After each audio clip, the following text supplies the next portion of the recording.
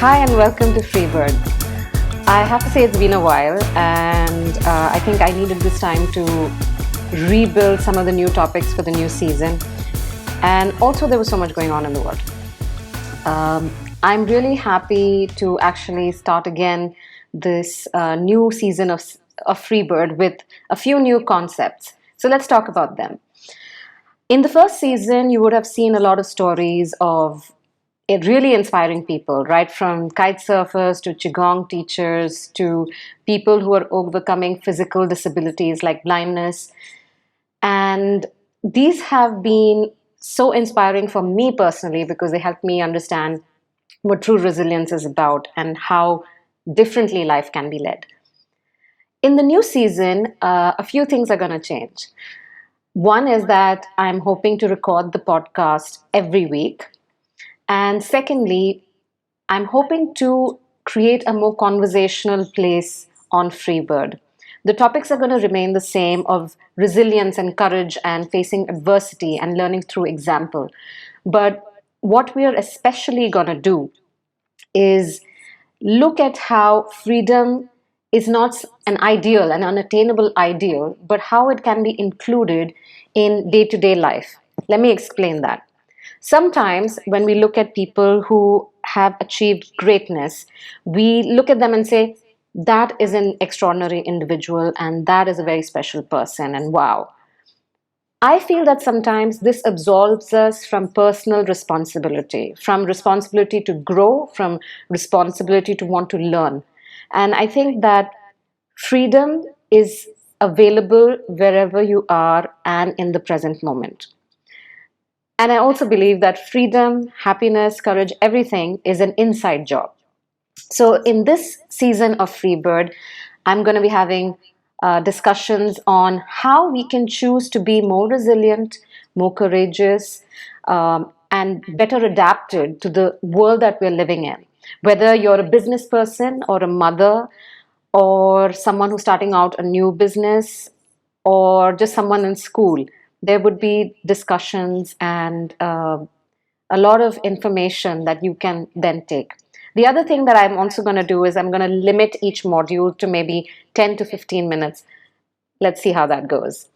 So, this is going to be a really interesting learning journey, and I hope that we all will walk away from every episode learning something new, something that we can use in our lives.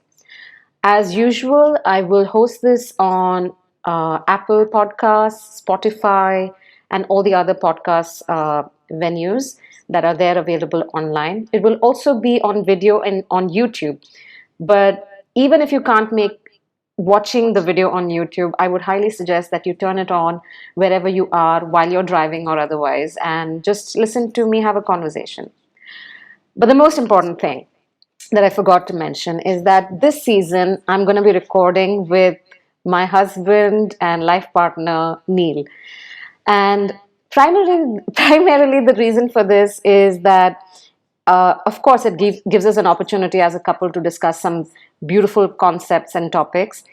And as Neil is also from the learning world where he acts as a coach and a corporate trainer, I thought that some of the modalities that he's using, along with what I can bring through my experience of wellness and spirituality and resilience training over the past few years, could make for an interesting dialogue.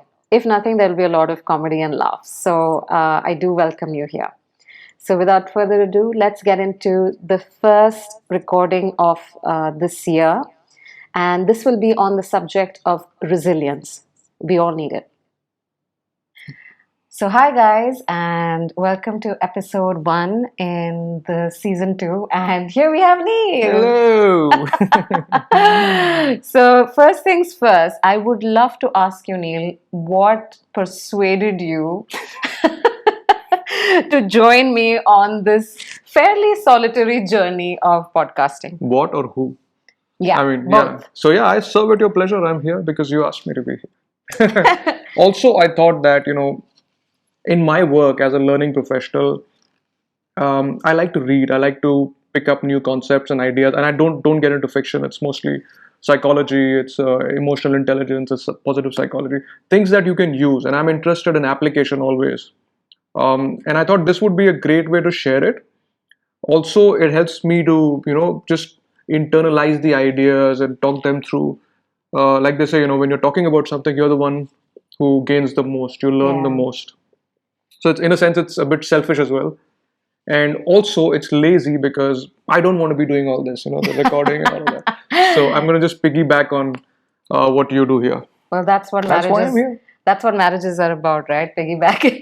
Okay, Piggy. All right. So, personally, I'm really excited for Neil to actually be part of this because sometimes it gets kind of Lonely. lonely. Yeah, you're talking into a mic and you don't know if many people are listening or like what, the conversation kind of dies after a point with yourself. So, Yeah. I'm really happy that you're here, Neil. And I get to speak on the podcast, which is unlike life. All right. So I was telling everybody just before we started about season 2 and what we're going to be doing on season 2. And I would love to begin this season talking about a subject that is really, really close to my heart, the subject matter of resilience. Yeah. There has been so much talk about it, and I think it is definitely one of the key attributes or personality traits that is allowing for people to emerge from the current pandemic and be better versions of themselves and handle what life is kind of throwing at them. Yeah. So let's maybe begin with understanding what does resilience mean to you? I mean, let me ask you, what's an example of resilience? Tell me an example in real life of resilience. I have a really easy one that inspires me to no end, and that is the one of Nelson Mandela. To be locked in. I mean, we are talking about pandemic and being, housebound and stuff like that. But then I look at this story, not story, but a reality of a man who's fighting a revolution from a jail cell, prison cell. And he's stuck in this, 3x2, 2x2 room for 26, 27 Something like years. that. He's in jail basically He's for in jail. 27 years, 28 years. And then he comes back out and does this thing. So for me, he's a true example of it. So does that answer your question? Yeah, but I was looking for more of an everyday example. Oh. Like in the last year, who has displayed resilience? What does it look like in everyday life? Who do you think? I mean, just about everybody. The whole pandemic has been hard on everybody, and we are all resilient, first of all. I mean, it's not something new that you need to acquire. However, there's a slight disconnect that I see in the way that people go about it. So if you're facing a challenge, let's say at work or in life or whatever, you're trying to learn something new, change your career, whatever, people ask you to be positive and people spur you to action too soon. So this is something I read in a book called Super Better, beautiful book, Jane McGonigal. She says that there are 3 stages, in a sense, of getting to resilience. The first is hope. Do you even hope? Because a lot of times we are in a state of mind where we just don't expect things to get better. We feel that our best is behind us. So that is not the kind of mindset which will help us to ever get to resilience. So that's the starting point. Start to be hopeful through thoughts, through what you read, through the people that you are with. That's step 1. Once you start to feel a little hopeful, the next step is optimism. I hope things get better, and the higher level of that would be I'm optimistic that things will get better. Yeah, because for me that hope and optimism are probably shades of the same emotion. But I see the difference now. And then you see the energy shift. When you're optimistic, you live differently. Tomorrow will be better. So that's your optimism. So therefore you conduct yourself today in a way that makes you a stronger, more competent person tomorrow. So you need hope. If you don't have hope, just work on that. There's no need to do anything fancy. Then there's optimism. And the third and the most important stage is self-efficacy. What does that mean? Self-efficacy means doing stuff that gives you control over your circumstances. Now, in the context of, let's say, a career change, relationship issues, whatever, what that means is that what can you do, yeah, to make things better? What are your actions? Okay. Can I get out? Suppose I'm trying to lose weight or whatever. Can I get out there and improve the way I live my life, what I eat, what kind of lifestyle I have, what time I sleep, so on and so forth. What are my actions? So it's a very empowering place to be, and once you're there, that's resilience. So I love the way that you took like a back step, to the question, which was, what is the definition of resilience, and why this is important, and why this discussion is important. Because I was actually at a global resilience summit recently, and there was this amazing guy called Dr. Bessel van der Kolk. If you guys want to read him up, he's quite prolific in this subject area, and he was talking about how resilience, by its very virtue, is directly responsible for executive functioning, transformative experiences, and developing systemic resilience in a very complex world. So I love the fact that you've kind of taken 3 steps back and saying, where do we even get to that point of resilience? I mean, there are some steps to it. So I would love to share with you also how this Dr. Bessel talked about resilience. Yeah. And to me, this was like the best definition I've heard in a really, really long time. It sounded very complicated, all those words. So yeah, so let me simplify it. Yeah. No, it was easy. Executive functioning is how we function as businessmen. Why do I keep falling for these traps? Okay. So what is resilience, right? Dr. Bessel described resilience as this. It is the capacity to face reality. And I think that was, I'm going to repeat that. It is the capacity to face reality. That's it. That's it. Now, if you look at it, life is constantly changing and in a flux, and there are different skills required at different times in our life. We go to traditional schools, but there is no life school per se where we go and learn skills and know how to cope. Right? What is beautiful about this definition is it does not define resilience as a point, but maybe moving points of how you pick up skills along the way to deal with reality.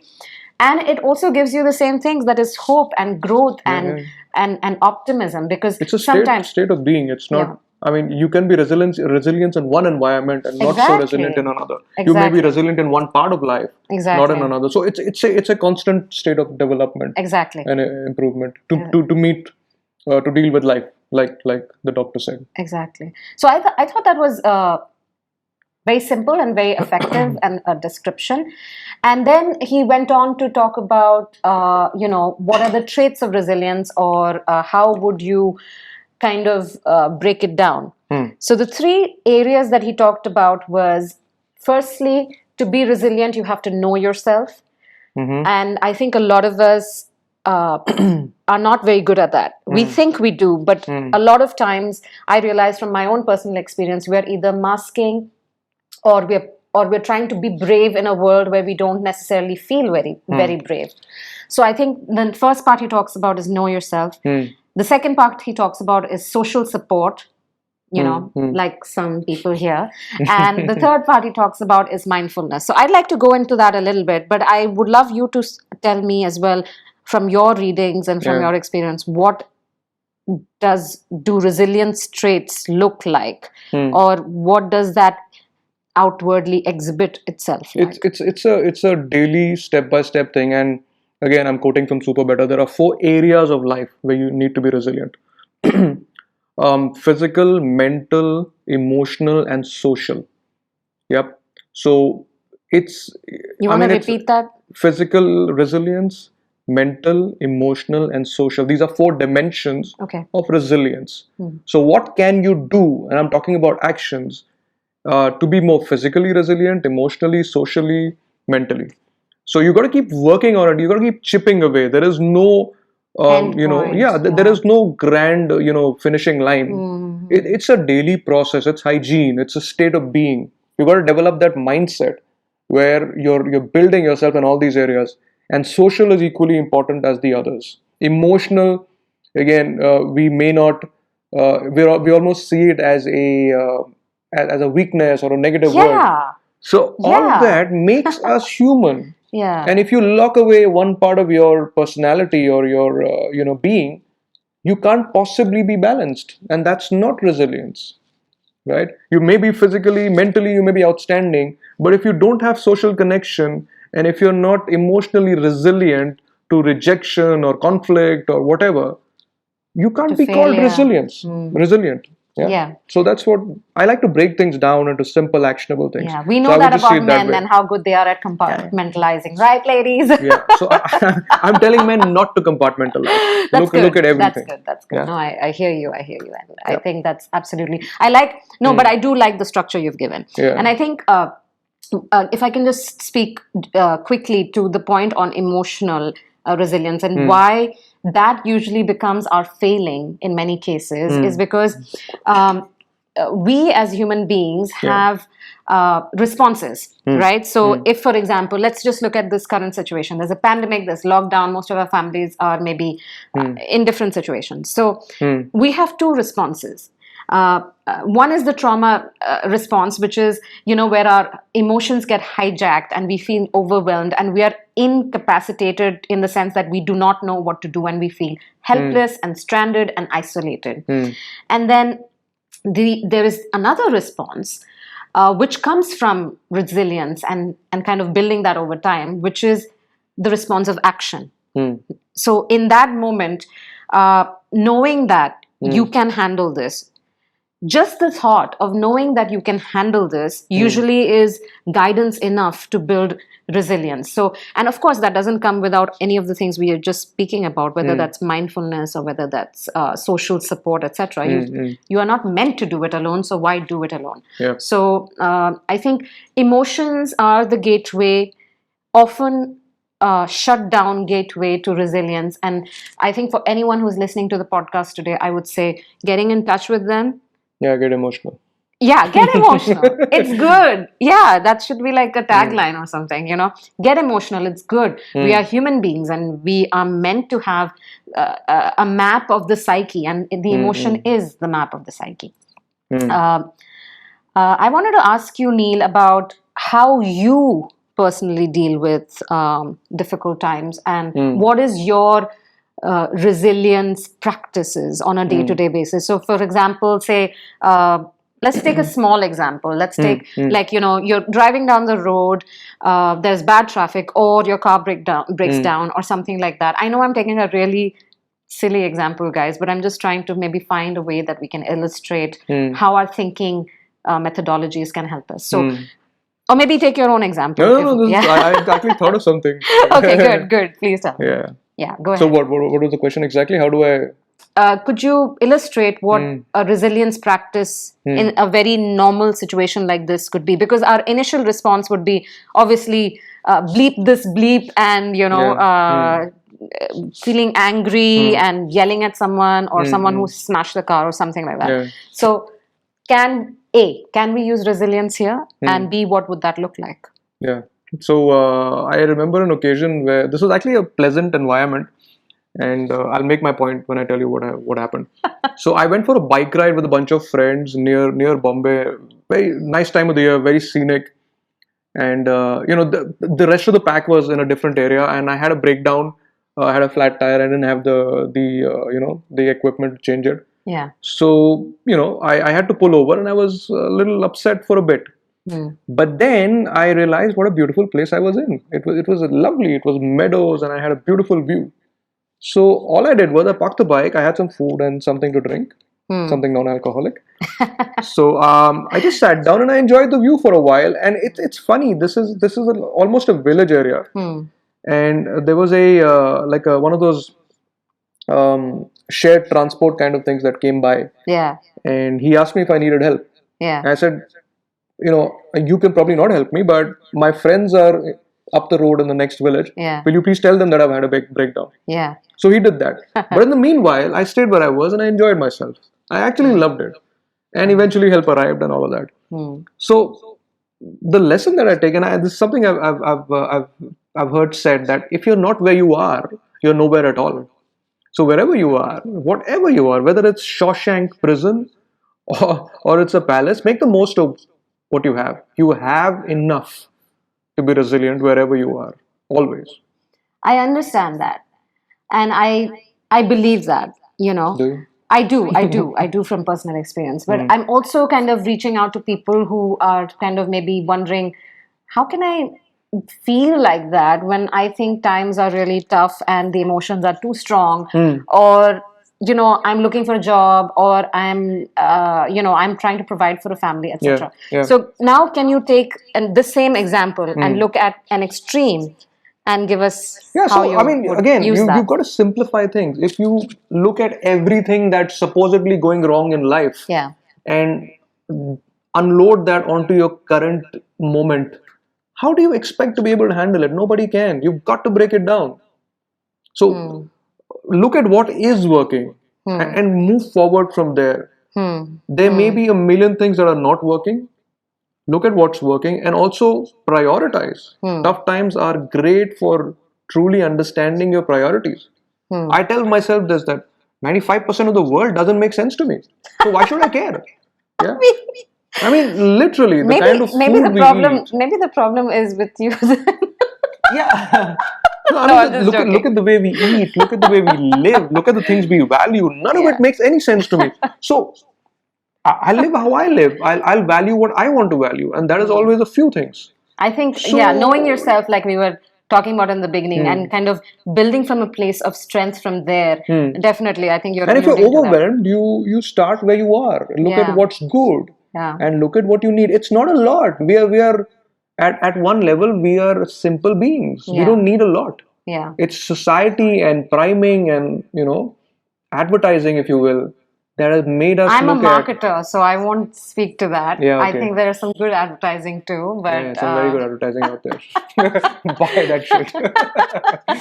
Okay, I do want to kind of, we did say that it's going to be short episodes. So maybe we take another 5 minutes or 7 minutes and we talk about what one particular thing that people can do today. And I think that moving to the point that you just raised, that looking at what's right now, even if that means I can walk, I can see, I have a good meal on my table, my family's around me and they're safe. So that's definitely one which is working on the mind level. Yeah. I would love to share maybe another practice today, which has to do with the somatic level, which is the body. Right now, a lot of times you might realize, and maybe you've noticed this, that sometimes when we're really wired or when we're really anxious or worried, all of our energy is kind of stuck here. You're right. We're kind of just in an overthinking mode, and the more we think, the more we feel down. Our heart starts racing, etc., etc.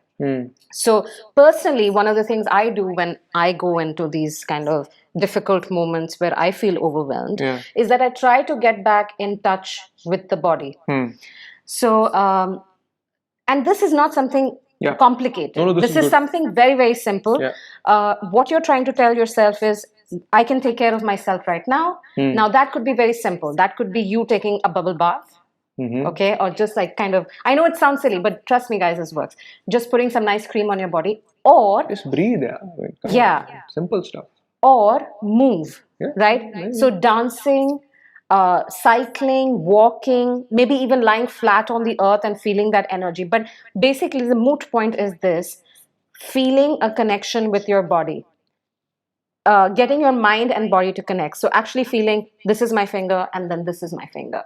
What this actually helps in neurosomatic sciences is that you get a mental reset. Your body understands that it's no longer in threat, that it's no longer facing a dire situation, and then it starts calming down. So this is a very important practice.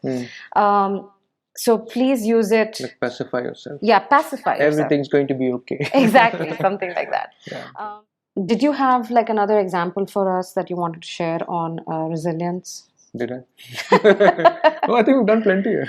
Right. So guys, this is just the first of many conversations that we're going to have. I might have had a little more to say today because literally I had notes from a resilience summit. I'm going to put down the notes. Break it down. Yeah. for on the bio about who were the speakers there and who you can follow. In the meantime, stay safe. Know that everything's okay. And Neil and I will be back next week to talk about more on resilience and maybe look at the performance aspect of resilience and learn from how you can use that. What you learn in sport, you can use in real life.